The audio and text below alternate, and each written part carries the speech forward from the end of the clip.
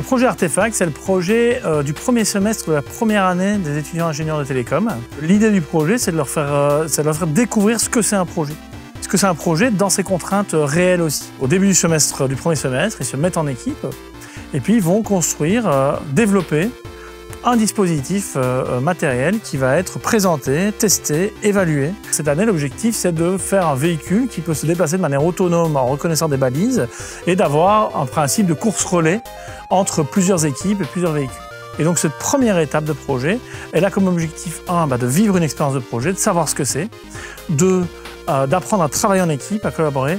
3, d'apprendre à être autonome. Il y a des enseignants dont je fais partie qui coordonnent le dispositif. Il y a des tuteurs qui sont là pour aider les étudiants de manière très régulière, environ une semaine sur 2, pour être présents, pour répondre à leurs questions. C'est un projet qui est orienté résultats et performance, avec une performance objectivable. Et c'est un projet qui veut être fun. En fait, l'objectif, c'est que les étudiants s'amusent, parce que faire du projet, c'est hyper amusant. C'est se confronter au réel, c'est être créatif pour résoudre des difficultés. Au départ, les étudiants ont tous le même matériel, c'est-à-dire 2 moteurs, une Raspberry Pi, des batteries, une caméra et une plaque de bois. À la fin, ils ont tous le même objectif, c'est reconnaître telle balise à tel endroit, etc. Une des grandes difficultés des projets en général, et particulièrement des projets étudiants, c'est de planifier. On ne sait pas forcément le temps que prennent les choses. Les 2 moments clés, c'est les 2 moments d'évaluation. Alors c'est toujours un peu triste que ça marche comme ça. On fait dans une école, donc à la fin on rend des notes, etc., etc. On a eu en novembre, ici dans le même hall, une grande évaluation où toutes les 50 voitures, il y a 50 groupes, 50 équipes en parallèle qui travaillent, ont fait une petite épreuve, chronométrée, etc., avec une petite évaluation. Et puis surtout le moment marquant, c'est aujourd'hui. C'est le moment final où tout ce qu'ils ont développé, ça se montre maintenant. Il y a des courses de voitures. Là, on sort de l'évaluation. On n'est que dans le test, l'amusement, etc.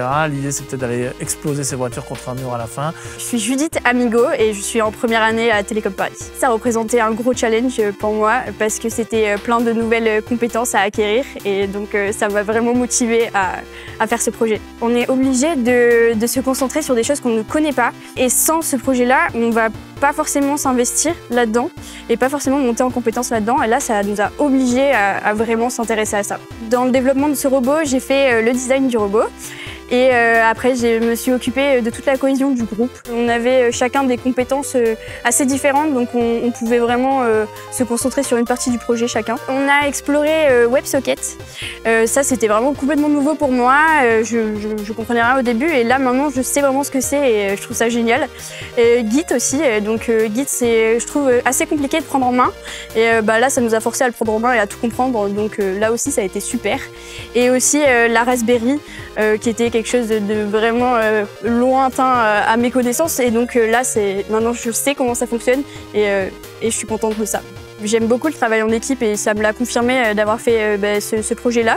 Ça s'est bien passé parce qu'on avait une bonne organisation. J'ai appris qu'il fallait énormément communiquer dans une équipe pour pouvoir savoir où en est chacun, pour avoir un bon planning et le respecter et être assez clair et ne pas s'embrouiller. On voulait que les étudiants travaillent sur la réalisation d'un objet physique, quelque chose qui existe, pour les confronter en gros à la réalité de l'ingénierie.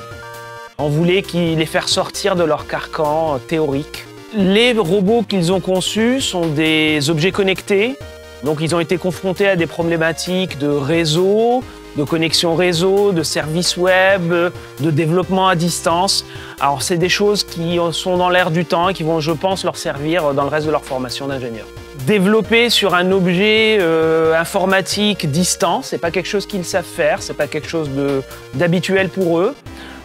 Interagir avec des vrais objets physiques, des moteurs, des caméras, des objets, on va dire, bas coût, avec des imperfections qu'il faut corriger, compenser. Donc ça, c'est des choses qui les forcent un peu à aller au-delà des aspects théoriques. Les choses ne fonctionnent pas, ne marchent pas. Il faut essayer, régler, configurer. Puis au-delà de ça, il y a toute une compétence sur du développement logiciel, du travail en groupe, produire un logiciel dans un délai, avec des contraintes. se partager le travail. Je m'appelle Romain Planchon, je suis en première année à Télécom Paris. J'ai rejoint Télécom Paris parce que j'ai vu qu'il y avait une filière système embarqué et le projet Artefact c'est clairement du système embarqué. On contrôle des voitures donc c'était un peu une initiation à la filière pour savoir si j'aimais vraiment ça. C'est surtout du travail en autonomie donc c'est ça qui est cool. J'étais le développeur du site qui permettait de contrôler la voiture. Ce qui était le plus dur c'est de comprendre un peu comment marchait la Raspberry. Je pense que là on a passé le plus de temps malgré que ce soit assez facile et qu'il y ait beaucoup de documentation. C'est vraiment du système embarqué. On apprend comment ça marche, comment s'y connecter en SSH. Et ensuite, il y avait pas mal de contraintes matérielles.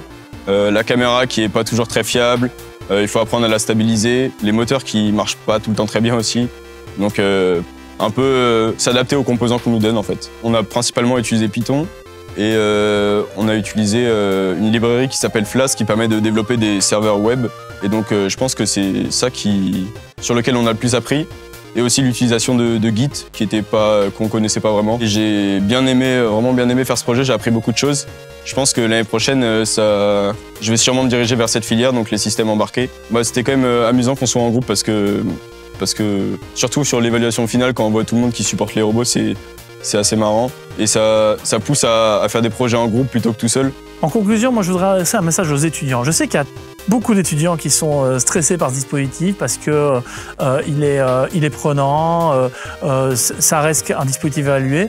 Et ce que moi j'aimerais que vous fassiez, c'est que vous soyez capable de tirer parti de l'expérience et qu'est-ce que j'ai appris sur ma façon de faire un projet, qu'est-ce qui est important dans un projet, quelles sont mes forces, quelles sont mes faiblesses, qu'est-ce qui m'amuse dans ce projet, etc. Et je suis convaincu que vous serez bien mieux armé grâce à ce dispositif pour attaquer des autres projets qui vont démarrer déjà la semaine prochaine et puis qui vont continuer les années suivantes et qui auront nettement plus d'enjeux que celui-ci.